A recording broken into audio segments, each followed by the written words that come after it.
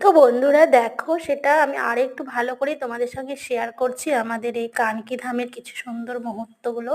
তো দেখো, এখানে পাশেই রয়েছে একটা পার্ক, সেই পার্কে রয়েছে দোলনা, তারপরে হচ্ছে বসার জায়গা, ফুলের গাছ।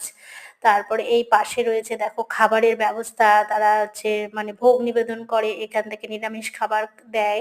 আর দেখো এই যে মন্দিরটা দেখা যাচ্ছে, এখানে হচ্ছে ঠাকুর রয়েছে। তো বন্ধুরা দেখো, তোমাদেরকে কানকি ধামের যে সুন্দর মুহূর্তটা শেয়ার করব সেটাই তোমরা দেখে নাও, তোমাদের কেমন লাগছে অবশ্যই কিন্তু কমেন্টস করবে।